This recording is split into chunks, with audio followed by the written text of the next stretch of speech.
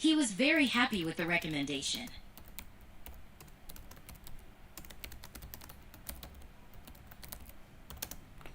He was very happy with the recommendation.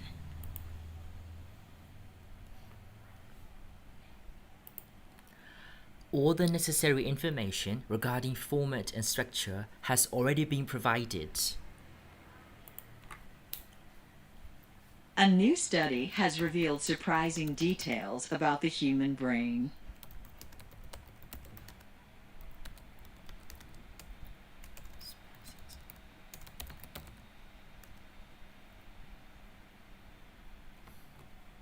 A new study has revealed surprising details about the human brain.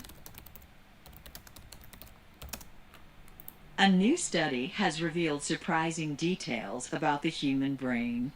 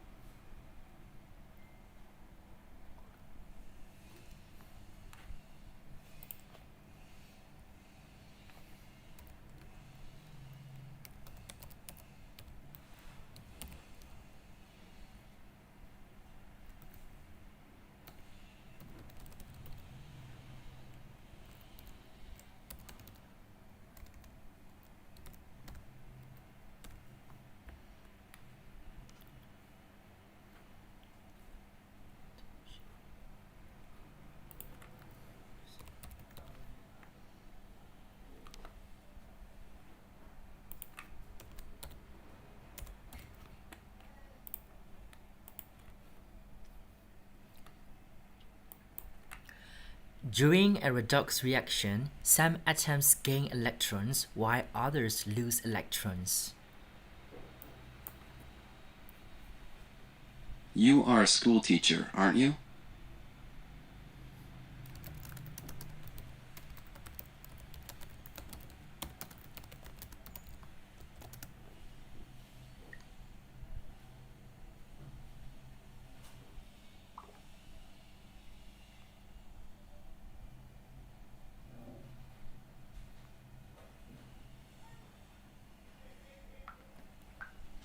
You are a school teacher, aren't you?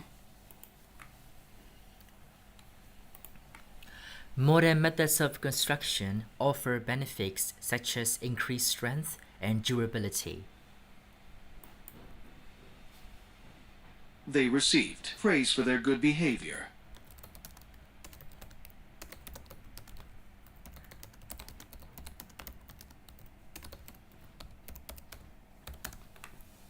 They received praise for their good behavior. So actually there is one thing I really want you to know. So for example, the words, the spelling for behavior, Behavior, if you spell with OUR, it will be British English, and of course it is acceptable, but in Duolingo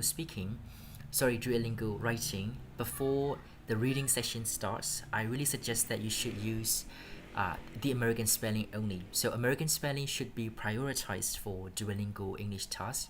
So here Vior, the American spelling is preferred, okay? They received praise for their good behavior.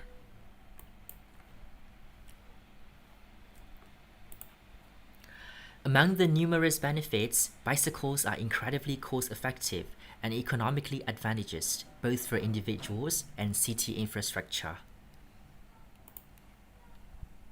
I felt very sorry that I had put them to so much trouble.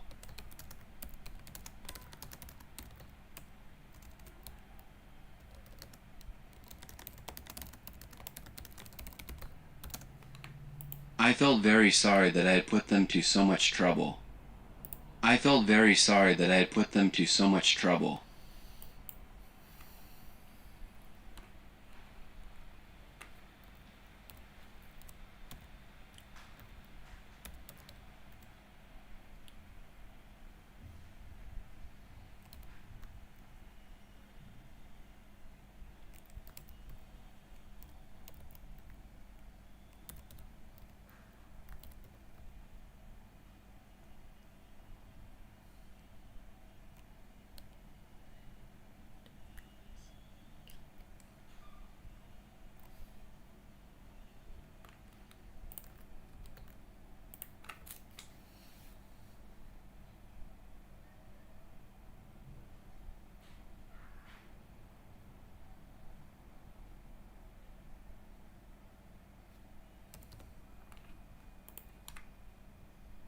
Their first day at work was successful.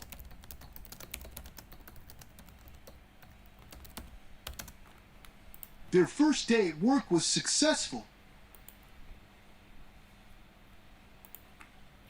I've been working on my application and trying to make it as strong as possible. I expected green lawns and quiet streets in the suburbs.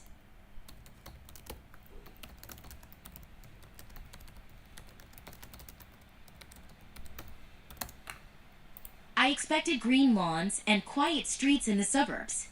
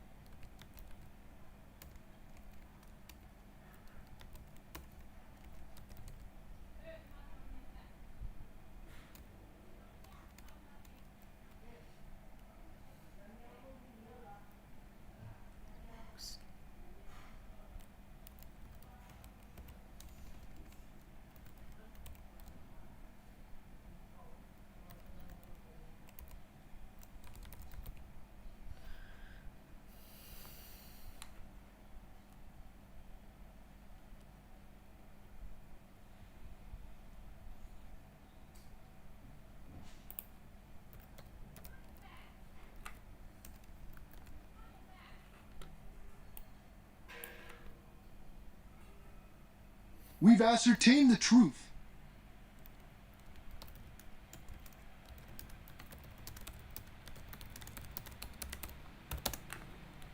We've ascertained the truth.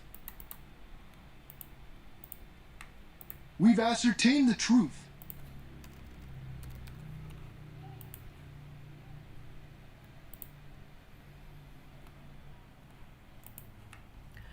This dynamic behavior of chemical equilibrium has numerous practical applications. They liked swimming.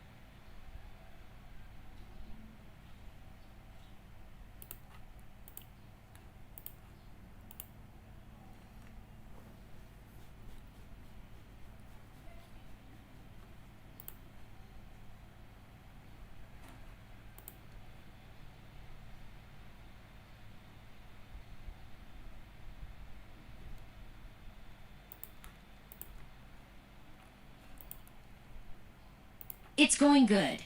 I'm really enjoying it.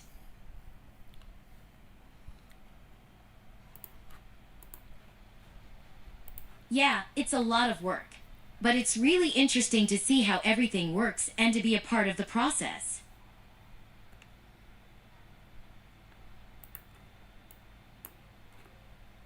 Yeah, definitely. I'm just glad that we were able to get these positions.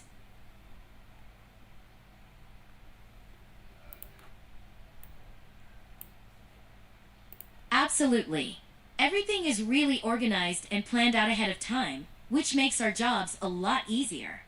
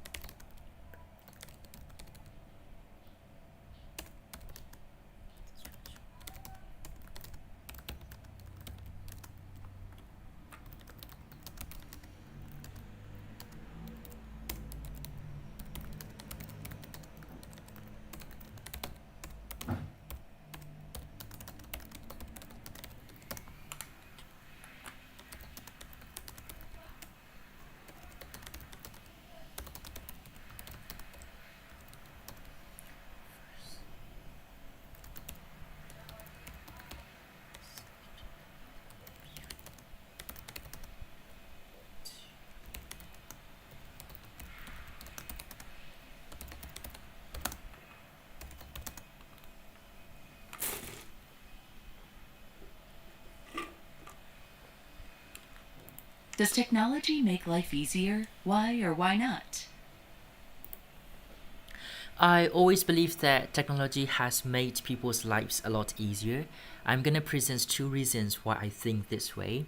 The first reason is that with the help of technology, things are a lot better, and of course, things become a lot easier because it can help us communicate each other very well. Communication is a vital part in our society, and I believe that with the advancements of technology, we can communicate each other within a very short amount of time, and the messages can be delivered within seconds, and even the most important information can be reached out, can be sent to different parts of the world only in seconds. So that's why I always believe that technology has made our lives a lot easier.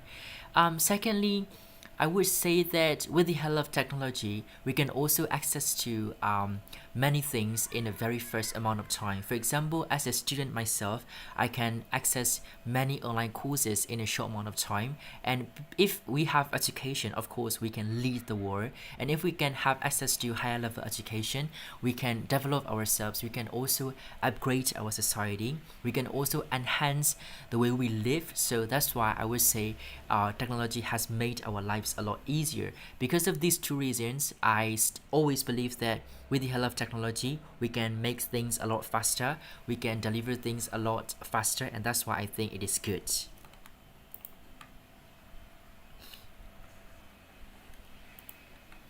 In this photo, I can clearly see a man who is dragging a boat, a small boat from an area which has water. When you see it closely, you will notice that the man is wearing a gray shirt, white shirt, and he is wearing some shorts so that he can move quite freely because he has to work hard and his clothes must be very comfortable. And his skin is quite dark, and he is also wearing a hat which indicates that it is quite sunny and it might be a little bit hot. And the thing that he is dragging can be a very small boat, and on the boat I can see some basket like things, but I think they are fishing nets, so maybe he comes back from the river after fishing, or maybe he is heading towards the river to catch fish. And of course, in the background, I can see a river or a lake, but in the lake there is not very much water. So maybe it is a time which is very hot and the water evaporates and there is not much water left in the lake. In the very, very background, I can see some trees, especially some palm trees. So I can conclude that this photo is taken in a maybe countryside or a remote area, not in an urbanized area. This photo is really great and it's very beautiful.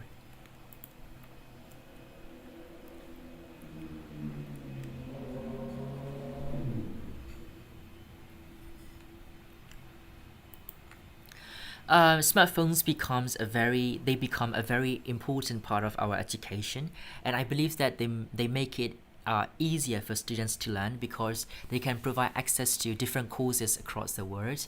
In the past, without the help of the smartphones and of course the internet, students were not able to learn courses from other parts of the world. But right now with smartphones, they can just easily access to that kind of courses and they can upgrade themselves to become the better versions of themselves. I want to talk about some benefits here. The most important benefit of having a smartphone is that they can communicate really well with each other. So a student can communicate to a teacher, to a professor in a very short amount of time. And at the same time, again, these kind of smartphones can help them, let's say, submit assignments or browse the internet to look for the information which is necessary in their classroom. So I think there are tons of benefits of using smartphones in school. And at the same time, they can also use the smartphones to, let's say, to watch some entertainment programs in their free time, because of course students also need to relax themselves, right? But at the same time, there are some drawbacks. The most important drawback is the social media addiction. With the smartphones, many students nowadays are addicted to social media. The next one is that with the smartphones, they can be distracted from learning because smartphones are very, very addicting to them.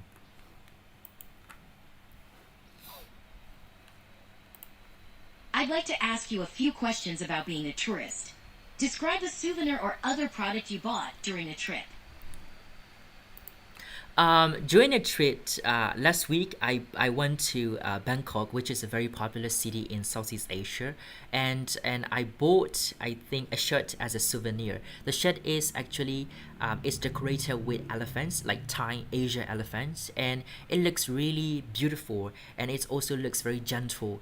And at the same time, I believe it is quite feminine and quite soft. But the shirts was not very expensive when I bought it as a souvenir, and I think it reminds me of the trip every time.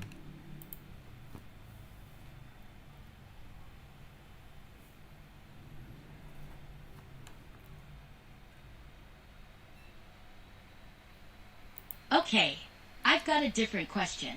Describe the first thing you usually do when you arrive in a new place. The very first thing that I like to do when I get to a new place is obviously wandering around. So I just want to know more about the place. For example, I want to know what kind of food I can enjoy. I also want to take some beautiful photographs. So the very first thing that I like to do, especially if I get to the area for the first time, is of course traveling around. So I might just grab, let's say, a taxi, or I might just grab just a motorcycle, for example, and then I drive around. Yes, just to enjoy the city.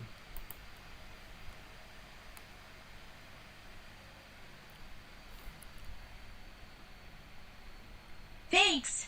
I have another question. How do you think tourists should behave at important cultural sites? I think first of all, tourists have to comply with, they have to comply with the laws that are literally imposed by the authorities of that particular region. So some tourists are very reckless and they are also very irresponsible. But in some culturally significant areas, like very popular tourist areas, then they have to make sure that they follow the rules. They also should show some respect to the local authorities and of course to the site itself.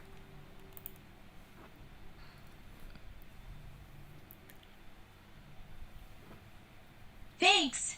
Let me ask you another question. Discuss how tourists can balance seeing popular attractions and discovering lesser known sites.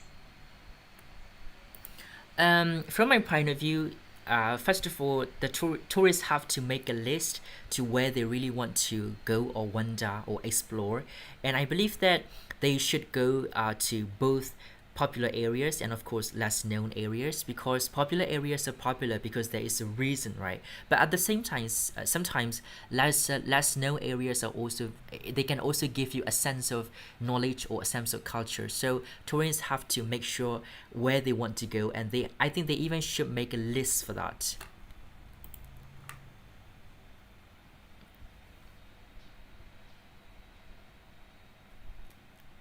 Thanks for discussing being a tourist with me. Now I'd like to change topics and ask you a few questions about healthy habits. Describe a simple healthy change people can make in their life. One simple change that people can make to get healthier, to get a healthier lifestyle, is drinking much water. Because when I was young, or when I was in university, I never drank enough water. So I think now I'm trying to drink much water, and I think that's very simple. That's also very effective to change. And if you drink much water, it is really beneficial for your health. It also helps you clean toxic waste from your body. So I think drinking water would be that activity to do.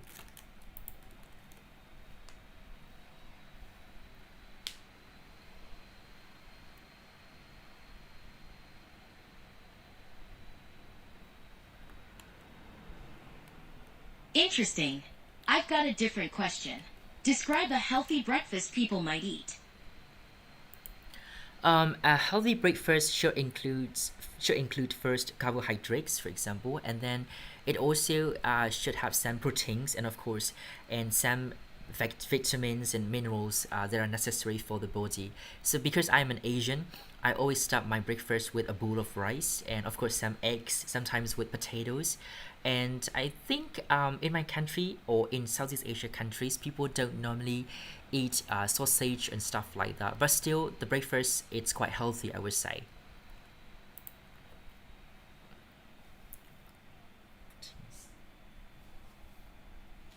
I see. I have another question. Describe something society can do to promote healthy habits.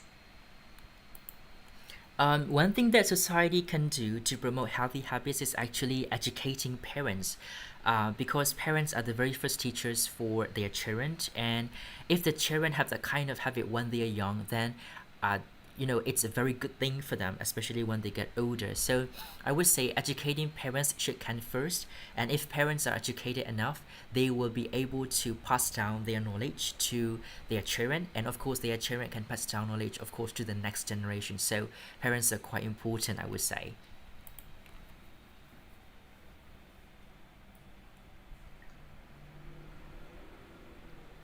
I see. I've got a different question. Do you think schools should teach students how to develop healthy habits? Why or why not?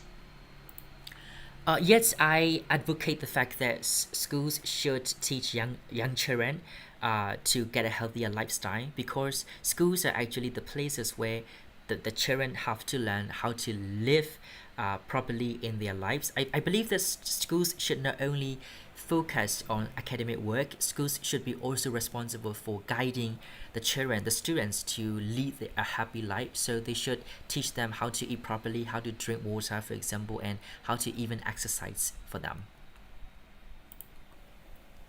Teach.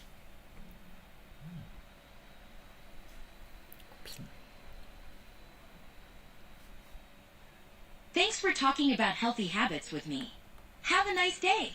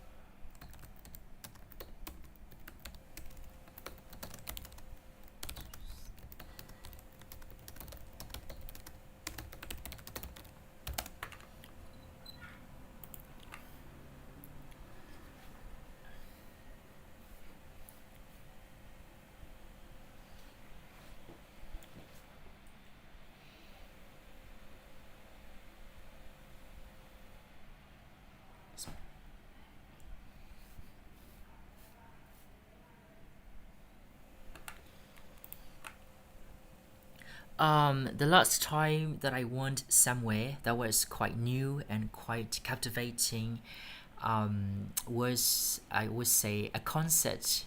Yeah, a concert in Bangkok. So I am a young guy, which means I'm really into music, and listening to music literally helps me stay away from my stress. Of course, academic stress, because I'm also a student. And at the same time, listening to music literally can help me focus on my work, especially when I, do the maths and stuff. So I would say music is literally a life therapy for most young people. So last month there was a concert which was hosted by one of my favorite bands of all time, and it was a live music concert, and the ticket price was not very expensive. So I checked it out, and it was of course hosted in Bangkok, in one of the most popular cities in Thailand, like the biggest city. So the music concert was hosted in Bangkok. And how did I get there? Of course, I went there by airplane. I flew there, and because that was of course the only way that I have a chance to go there. So I was very excited before the event started, because that band was literally one of my favorites, and at the same time their musics are really upbeat. It's very uplifting, especially if you are very depressed, or if you feel like you are trapped down. Then when you listen to their music, you become extremely, I would say, motivated. So I love that kind of feeling.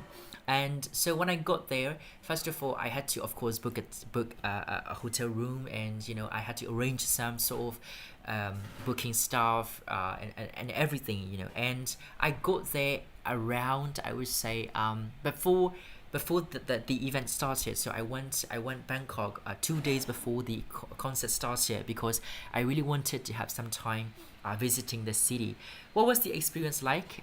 First of all, I really had a chance to get around Bangkok, so that was literally a profit for me. That was really a very good benefit for me. I went to many different shops, and I bought some clothes, for example, as souvenirs. I also went to different restaurants to enjoy some dishes, especially like Western dishes. And the concert itself was very interesting and captivating. The music was very great.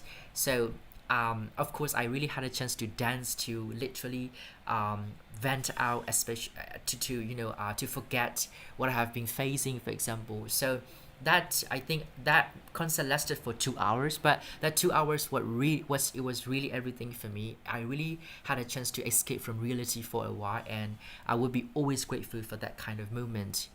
Of course, yes, I really enjoyed that concert.